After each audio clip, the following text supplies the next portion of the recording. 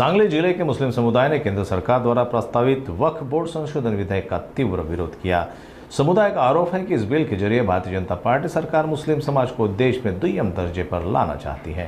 सांगली जिले में मुस्लिम समुदाय ने केंद्र सरकार द्वारा लगाए गए वक्फ बोर्ड संशोधन विधेयक का तीव्र विरोध करते हुए आरोप लगाया कि इस कानून के जरिए मुसलमानों को देश में दुय्यम दर्जे में लाने की साजिश की जा रही है।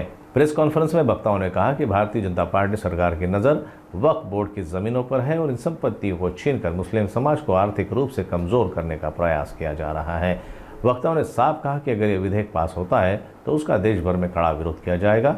साथ ही सांगली में भी आंदोलन की घोषणा की जाएगी। इस अवसर पर अयाज नायकवाडी, शाकिर तंबोळी, आसिफ बाबा सहित कई समाजजन उपस्थित थे।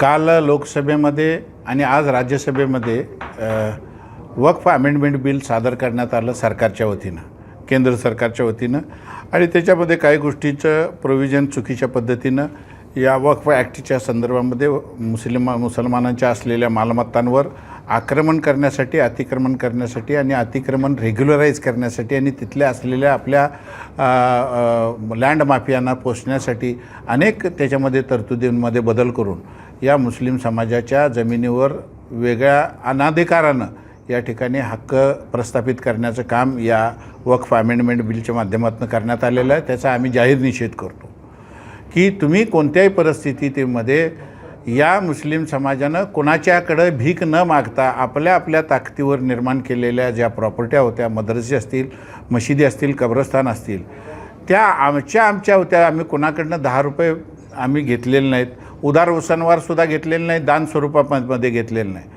मग तुम्हाला आमच्या धार्मिक ह्याच्यामध्ये स्थळांमध्ये हस्तक्षेप करण्याचं कारण काय? तर या समस्त हिंदू समाजामध्ये एक मेसेज जावा की आम्ही मुसलमानांच्या अब्दुल्ला कसं चेपवून ठेवलं आहे, ही भूमिका आणि बहुतांशी हिंदुत्ववादी लोकांचा इगो कुरवाळण्यासाठी केवळ आमच्यावर अन्यायाची भूमिका घेतलेली आहे। अनेक वर्ष आम्ही हे सहन करायला लागलो आहे। भविष्यकाळामध्ये याच्या संदर्भामध्ये उत्तर द्यायचं झाल्यास आमचे जे दिल्लीचे सगळे संघटनांचे एकत्रित बैठक होईल, त्याच्या माध्यमातून सांगली जिल्हा मुस्लिम समाजही त्याच्या मागे राहील।